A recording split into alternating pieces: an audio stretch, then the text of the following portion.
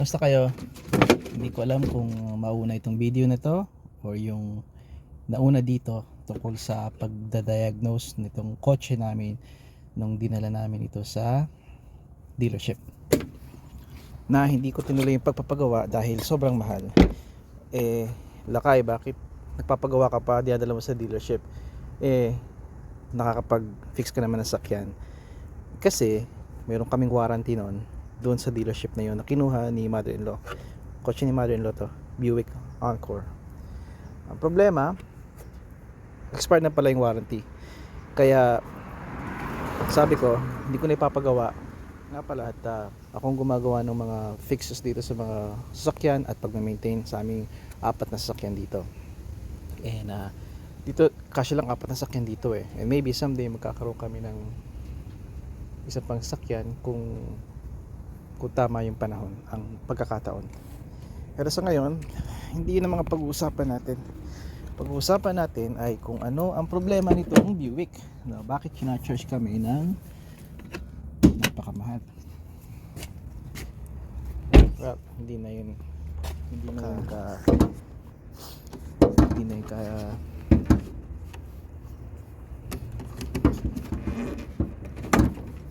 naman.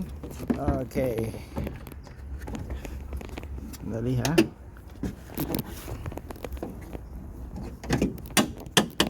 Hindi maganda yan.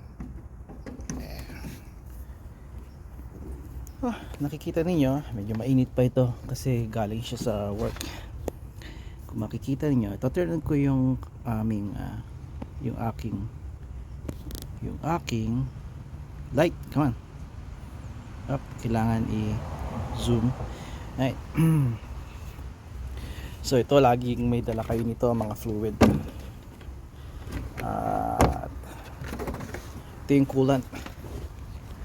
Itong coolant, itong dahilan kung bakit wala kaming heater, kasi nagli-leak. Dapat nandito siya nandito kapag cold, I believe. Well, nababawasan ito. Ngayon, ang leak ay nanggagaling, suspect ako dito. Okay. So itong buong outlet na to, this is called coolant or water outlet. Ito nagmi-meet yung mga hoses ng coolant fluid ninyo papunta sa inyong makina, papunta sa heater, sa inyong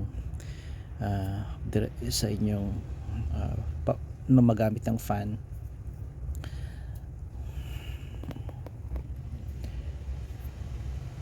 This is about, maybe give or take, about less than 30 bucks. Itong plastic kasi ito these days plastic na yung mga gamit nila, which is not good. At tatanggalin nyo lang itong mga electrical connections nito, maybe isa, dalawa o tatlo, and the hoses, kailangan nyo na special tools yan, or just yung pliers ninyo, kaya nyo na rin yan, pero I have special tools for that. Tapos even this one, I think this big one here, ayaw mag-focus. Yep, so most likely yung may crack ito, or yung gasket nya hindi na tama, hindi na nakupas rin ng mga gasket dito yung nagsisil para mawala yung, para hindi mag-leak ang inyong any fluid ninyo sa sasakyan. Kaya ang gagawin ko ngayon, lalagyan ko muna kasi nakakaagapay pa naman, ito nga pala, ingat kayo pag bubuksan nito. See that hissing? It's not super hot. Pinalamig ko na to ng konti. Still mainit pa rin, pero hindi na yung nakulo super. So aking gagawin, you know what, ilalagay ko itong alam niyo, minsan sa utak niyo nagsasabi na wag mong gagawin yan, Lakay. Baba mo na yung phone. Baba mo yung phone, Lakay. Mag-spill ka. Di ba? Hindi matigas ang ulo natin So lalagyan ko ito para hindi mawala nga yung coolant at continuous yung heater ni mother-in-law pag natakbo siya. You just can eyeball it. Alam ko na kung nasaan yung leak, kaya walang problema kung you try your best na hindi mag-leak. See, just eyeball it.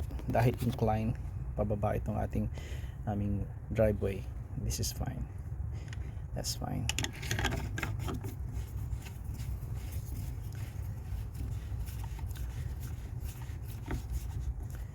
Okay. Ano ba sasabihin ko pa? Well, sabihin ko sa inyo kung bakit wala siyang heater. Dahil ito ay yung coolant nyo nagpapalamig para hindi mag-overheat itong inyong engine.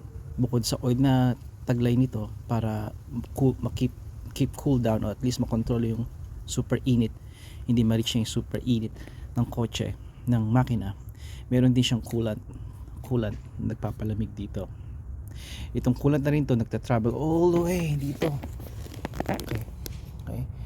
Itong hose na to, pag uminit na siya dito, dahil may itang makina, di ba, uminit na, isa-circulate siya at pupunta siya doon kung saan meron kang may heater, forgot the name, yung heater box mo, okay, heater core mo, at may fan yon, at dahil mainit yung parang mini radiator ninyo nandoon, doon may fan yan na dahil mainit nga yung coolant, yung binubuga sa pagdalo niya, yung binubuga ng fan mainit. Kaya yun ang dahilan kung bakit nagkakaroon ka ng heater. Kaya halos sa pagkakaalam ko 100% sa pagkakaalam ko ganun ang buong konsepto o idea ng heater dumadaan, dahil sa radiator ninyo, yun ang mga mga cooling fins ng radiator, at may fan. Okay, it just recirculate yung coolant, paikot-ikot, dumadaan sa malamig, pinalalamig, pupunta dito sa inyong makina, palalamigin yung makina, at yung umiinit naman sa parte doon, iikot papunta naman sa inyong, pag binuksan nyo yung heater ninyo, pag nagta-travel kayo, bubukas yun, yung inyong valve, may valve doon na nagbubukas from makina, na mainit na yung mga nainitan na coolant, dadaan yun doon sa heater core nyo, at doon may fan, bubuga yung hangin diretso sa mga ventilation nyo, diba? Nakokontrol nyo lang yan ng inyong cool or hot. So syempre winter ilalagay nyo sa hot, diba? Tapos yun ang buong idea nun.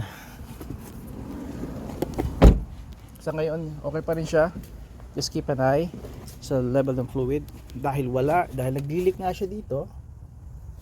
Pagka-leak niya, wala na siyang fluid na masisirculate paikot-ikot dito sa makina, radiator, at sa heater core, diba? At kapag lumala pa yon, well, walang magkukul dito sa makina, and magre-result yun ng hindi maganda. Okay, magka-crack yan, it's just simply catastrophic, irreversible yung magiging damage niya. Kaya importante rin na may coolant, kasi importante rin ng oil. Almost lahat ng fluid dito importante. Even yung washer fluid ninyo, lalo pat darating ang winter ngayon, kailangan yung top up ito lagi. Okay, importante. Hanggang dito na lang muna, at sa susunod marami akong i-cover dito: winter tires, batteries, chargers, boosters, mga sensors. Maging tapat ako sa inyo, hindi ko mako-cover lahat yun, dahil napakahirap na gumawa at mag-record, kaya iba ginagawa ko na lang. Tapos kaya nga buong idea ko, just kwento ko na lang sa inyo, pero minsan yung kwento hindi sapat, diba? Maganda yung pinapakita ko sa inyo. So yun, hanggang dito na lang muna, at we will talk more. Okay, alright, we will talk more. Yeah. Keep this clear, ventilation din yan para pumasok ang hangin. tatakpan yan ngayong fall, dahon, ngayong winter, snow, ice build up, keep it clear. Yep, itong mga squirrel talaga minsan sa gabal. At saka nga pala, double check, make sure na may wire kayo. Alam ko yung iba sa inyo dito namamahay yung mga daga, squirrel. Ang indication nun, meron kayong mga pilapil, yung mga ganitong, pag marami kayong ganito sa loob, mga singit-singit, that means may namamahay at iniipon nila to, pagkain nila to eh. Kaya indication yon. So kapag yun ang nangyari, ang gawin nyo kaagad, prevention, di ba? Kasi once ang katgatin nila yung mga wires nito, hinangat-kat nila yung mga wires eh, malaking problema yan sa inyo. Okay, dahil ito ay made of beans, naamoy nila pa rin yung beans dito at is pagkain, kaya kinangat-kat nila. Anong prevention nun? Moth. Alam mo yung moth sa atin, sa mga lola nating drawer, lagyan niyo yun somehow i-dangle ninyo ng maliit na supot, basta sisingaw yung amoy, dangle nyo dito safely sa mga away from electrical. Okay, kasi malakas ang pangamoy nila. Pag namoy nila yon, tatakbo sila. Alright, a little tip, and we'll talk more. Alright, okay, hanggang sa muli.